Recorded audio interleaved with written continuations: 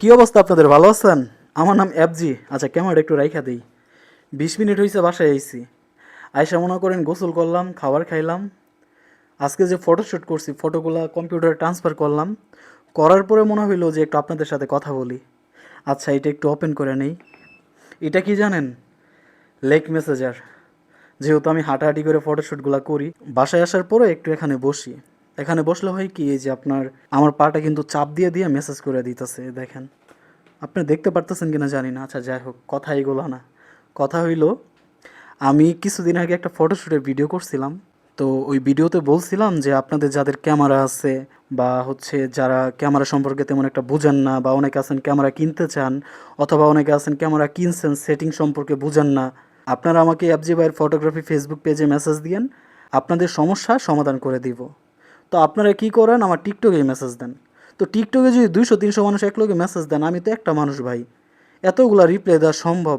আবার মনে করেন যে আপনার ক্যামেরা একটা প্রবলেম হয়েছে, এটা তো আর ফোনে কথা না বললে আমি বুঝাইতে পারবো না আপনাকে। মেসেজে কি সব কিছু বলা যায় নাকি বোঝানো যায়? আপনারা যদি পেজে মেসেজ দেন তাও তো ফোনে কথা বলা যায়, অথবা আপনারা হোয়াটসঅ্যাপে নক দিলেও কিন্তু কথা বলা যায়।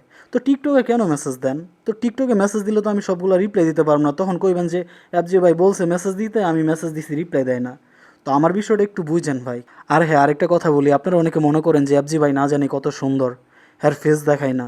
ভাই, বিষয়টা এরকম না, আমি এত সুন্দর না। তবে যেহেতু আল্লাহ তাআলা আমাকে বানাইছে, হ্যাঁ আমি সুন্দর। আমার হাত আছে, পা আছে, সব কিছুই আছে, প্রতিবন্ধী তো আমি না।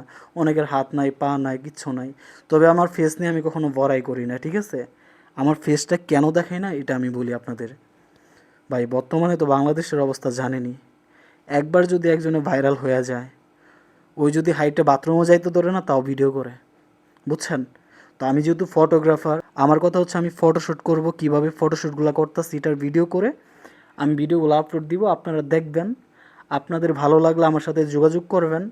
আপনারা আসলে আমি ফটোশ্যুট করলে আমি কিছু টাকা পাইতেছি। জাস্ট এই জন্য আমি ভিডিওগুলো করি। তাছাড়া আমার চুল পরিমাণ ইচ্ছা নাই আমার নিজেকে ভাইরাল করার, ঠিক আছে? এই জন্য আমি আমার ফেস দেখাই না। ভাই, আমি যেমন আছি না, আলহামদুলিল্লাহ অনেক ভালো আছি। ভাই, ভাইরাল হয়ে গেলে যে একটা ঝামেলায় পড়বো আমার দরকার নাই। তবে মাঝে মধ্যে আমি রাস্তায় বের হইলে অনেক আছে আমার চিনে ফেলে। কিভাবে চিনে জানেন? শুধুমাত্র এই চুলের কারণে। আমার চুলগুলো লম্বা লম্বা, আর আমি মাস্ক পরে থাকি সব সময়। কাঁধে একটা ব্যাগ থাকলে বুঝে ফেলে যে আমি একজন ফটোগ্রাফার। বলে যে ভাই, আপনি কি ফটোগ্রাফার? তখন আমি বলি ভাই, আপনি কেমনে চিনলেন? ভাই একটা কথা বলি, আপনি কি এই যে এফজি ফটোগ্রাফার কেমনে কেমনে জেনার কি আর বলতে ধরে। তখন আমি বলি যে ভাই, এফজি ভাইয়ের ফটোগ্রাফি এই নামে আমার পেজ আছে, ইউটিউব চ্যানেল আছে, টিকটক আইডি আছে, হয়তো ওই জায়গার কোনো ভিডিও দেখছেন। পরে সে বলে যে হ্যাঁ ভাই, আমি আপনার টিকটকে দেখছি। তো যাই হোক, এমনি আর কি চিনে ফেলে আর কি। তো যাক, আমার ভিডিও যারা দেখেন আপনাদেরকে অসংখ্য অসংখ্য ধন্যবাদ। এই যে আমি আসছি কেন, আমার ভিডিওগুলো আপনারা দেখেন, মাঝে মধ্যে কি আপনাদের সাথে একটু কথা বলা উচিত না?